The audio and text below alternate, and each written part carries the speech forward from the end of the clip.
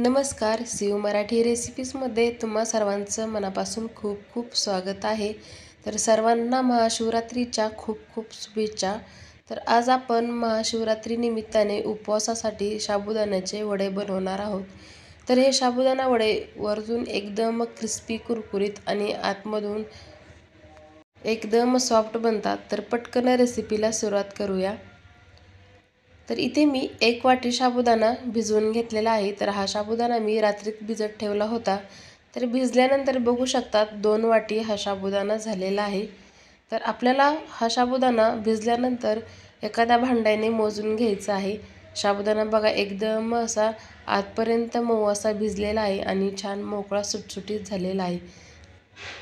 तर साबुदाण्याने भरपूर असं पाणी शोषलेलं असतं आणि हे साबुदाणा वडे आपण तेलात टाकले की फुटण्याची शक्यता असते. त्यामुळे आपण साबुदाणा थोडासा मिक्सरला फिरवून घेतलेला आहे. तुम्ही बघू शकतात अगदीच एकदम बारीकही केलेला नाही आणि जास्त मोठाही ठेवलेला नाही. आता याच्यामध्ये आपण टाकणार आहोत उकडलेला बटाटा. तर इथे मी 2 बटाटे मॅशरने मॅश करून घेतलेले आहेत. तुम्ही हाताने सुद्धा बारीक करून घेऊ शकतात. आता एका मोठ्या भांड्यामध्ये मी हा साबुदाणा टाकून घेतला. त्याच्यामध्ये भाजलेल्या शेंगदाण्याचा 1 वाटी कुट्टा टाकून घ्यायचा आहे. आता हे आपण उकडलेले बटाटेसुद्धा याच्यामध्ये टाकून घेतला. तर हा बटाटासुद्धा आपल्याला वाटीनेच मोजून घ्यायचा आहे. तर 2 वाटी साबुदाण्यासाठी 1 वाटी आपल्याला इथे बटाटा टाकायचा आहे. तर बटाट्याचं जर प्रमाण जास्त घेतलं तर आपले वडे एकदम कुरकुरीत बनणार नाहीत. त्यामुळे बटाट्याचं प्रमाणसुद्धा आपल्याला साबुदाण्याच्या अर्धेच घ्यायचे आहे. आता याच्यामध्ये बारीक हिरवी मिरची कट केलेली मी टाकलेली आहे. तुम्ही नाही टाकली तरीही चालेल.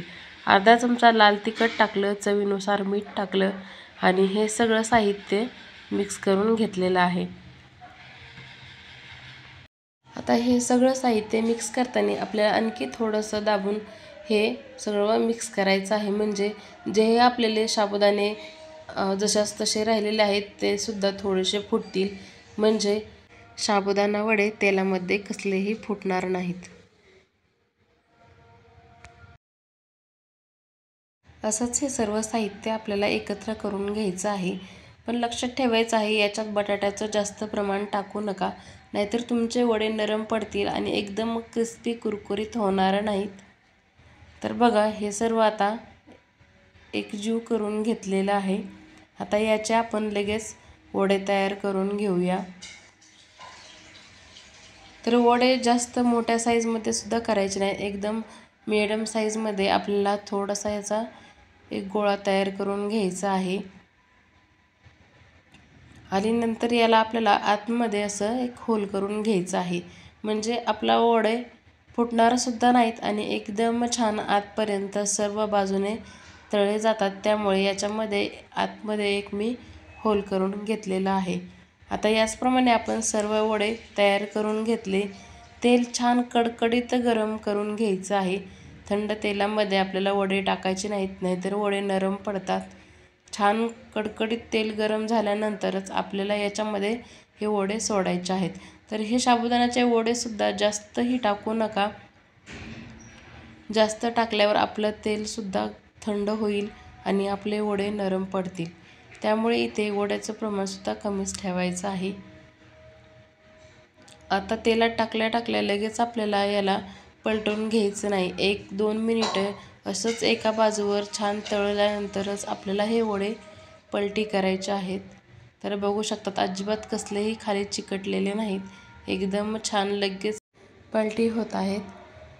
तर कसलीही पलटायला घाई करायची नाही. 1-2 मिनिटं छान तळून घेतल्यानंतरच वडे आपल्याला परत पलटी करायचे आहेत.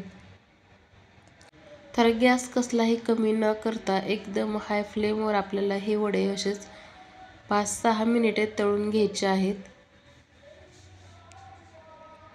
आता पूर्ण बघा याचा रंगसुद्धा चेंज व्हायला लागलेला आहे. तर इथे 4 मिनिटं झाली. आपण हे वडे तळायला टाकले होते. आणखी 2 मिनिटं आपण हे वडे असेच तळून घेणार आहोत.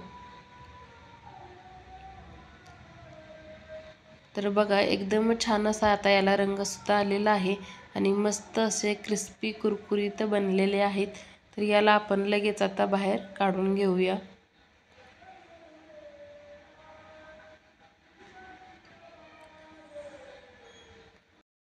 तर रेसिपी एकदम सोपी आहे. झटकीपट 10 मिनिटात आपण हे वडे बनवून तयार करू शकतो. तर तुम्ही नक्कीच कुठल्याही उपवासासाठी हे साबुदाणा वडे झटकीपट बनवू शकता. तर नक्की ट्राय करा. आणि माझ्या अशाच नवीन नवीन रेसिपी तुम्हाला बघायला आवडत असतील तर शिव रेसिपी चॅनलला पटकन सबस्क्राईब करा. तर आता आपण परत आणखी थोडंसं तेल गरम करून घेतलेलं आहे. पहिली बॅच काढली की लगेच वडे टाकायचे नाहीत. थोडंसं तेल गरम करून घ्यायचं आणि नंतर दुसरी बॅच तळून घ्यायची आहे. तर बघू शकतात हे वडे एकदम वरून क्रिस्पी आणि आतमधून छान सॉफ्ट तयार झालेले आहेत. तर पुन्हा भेटूया अशाच एका नवीन रेसिपीमध्ये. तोपर्यंत मस्त खा आणि मस्त राहा. पूर्ण व्हिडिओ बघितल्याबद्दल खूप खूप धन्यवाद. थँक्यू.